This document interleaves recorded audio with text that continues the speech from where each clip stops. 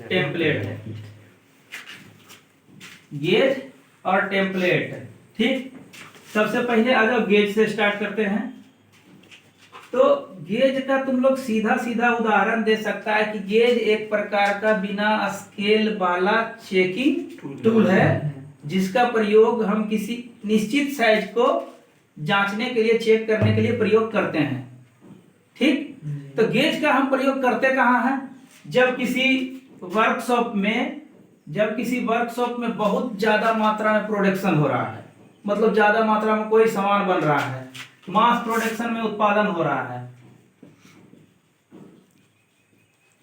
जब किसी वर्कशॉप में मास प्रोडक्शन में उत्पादन हो रहा है तो हम किस चीज से चेक करते हैं, जांचते हैं? गेज से। यदि जो गेज से हम नहीं जांचेंगे तो हमारा टाइम का लॉस होगा। यदि जो हम गेज का प्रयोग वहां जांचने के लिए नहीं करेंगे, चेक करने के लिए, तो हमारा टाइम का लॉस होगा। उसमें हम यदि जो वर्नियर कैलिपर या तो माइक्रोमीटर का प्रयोग कर लेते हैं तो हमारा टाइम का लॉस। एक एक जॉब को जांचने के लिए, एक एक चीज को जांचने के लिए हमारा 2 से 3 मिनट का समय लगेगा। तो यही समय को बचाने के लिए हम उसमें किस चीज का प्रयोग करते हैं? जॉब को जांचने के लिए गेज का प्रयोग करते हैं, ताकि हमारा समय का बचत हो। और इसमें एक चीज और ध्यान देना कि अकुशल कारीगर, जो कम पढ़ा लिखा कारीगर भी है, वो भी इससे काम आसानी से कर सकता है, ताकि उसको तो सटा के चेक करना और फिर हटा देना, अलग कर देना कि हाँ ये गलत पीस है, ये रॉन्ग पीस है, ये राइट पीस है, अलग करते जाना है। मतलब एक तरह से छटनी, चेक करके छटनी कर देना है। समझ गया? तो इसका हम प्रयोग करते हैं बहुत मात्रा में जहां उत्पादन होता है वहां।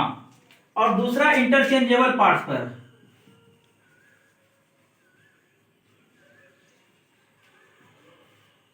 इंटरचेंजेबल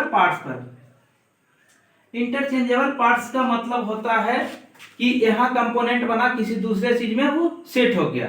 मतलब एक पार्ट्स जो है दूसरे पार्ट्स में आराम से फिट हो जाएगा। बहुत मात्रा में ये पार्ट्स बन रहा है, मान लो ढक्कन है, बहुत मात्रा में बन गया, 200 पीस 400 पीस हम इस तरह के गेज ले लिए। इस तरह के गेज से चेक करके हम ढक्कन को, बहुत सारा ढक्कन तैयार कर लिए।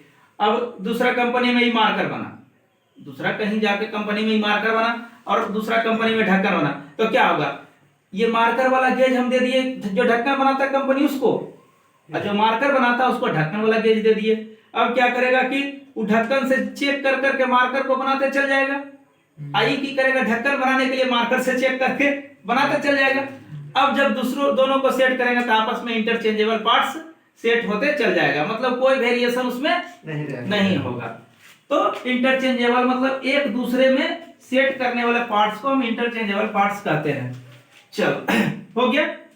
और तीसरा है तुम्हारा पॉइंट मटेरियल का, कि बना होता है किससे?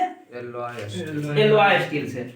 एलॉय स्टील से बना करके इसके गेजिंग पॉइंट को हार्ड एंड टेम्पर कर देते हैं। जैसे ये तुम्हारा हो गया गेज। गेज में होता है एक तरफ नो गो और एक तरफ होता है गो। दो तरह का सिरा होता है, एक तरफ गो सिरा, एक तरफ नो गो सिरा। यदि जो किसी जॉब में नो गो सिरा भी प्रवेश कर जा रहा है तो समझो कि जॉब गलत है।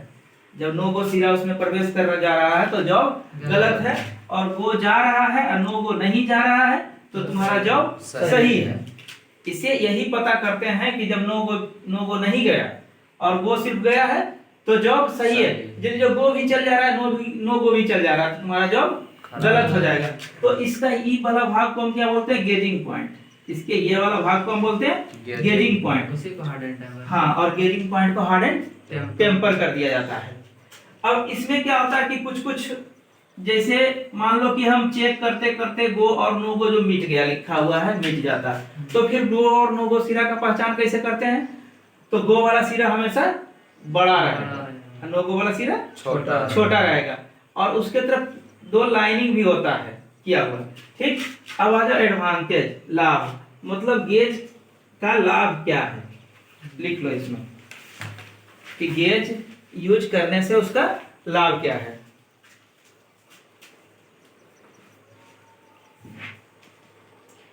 पहला पॉइंट में लिखो उत्पादन अधिक मात्रा में होना।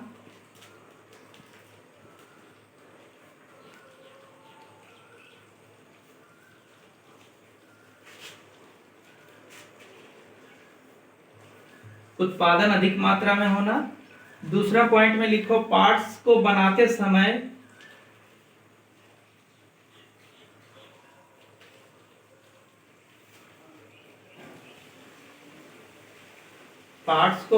समय कम समय लगता है। जब हम किसी पार्ट्स को बनाते हैं तो समय जो होता है हमारा बच जाता है, समय का खर्च कम होता है, ताकि हम पार्ट्स को जल्दी से चेक कर सके और जल्दी से हम बना सके। तीसरा में लिखो इंटरचेंजेबल पार्ट्स को बनाया जा सकता है, इसके सहायता से इंटरचेंजेबल पार्ट्स भी बनाया जा सकता है।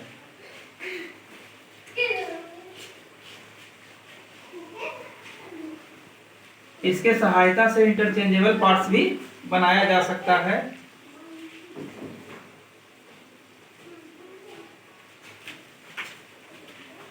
चौथा पॉइंट में लिखो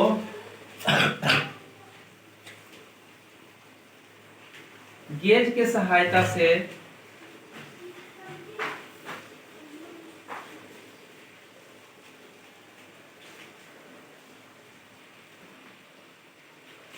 आसानी से कार्य को कर सकते हैं।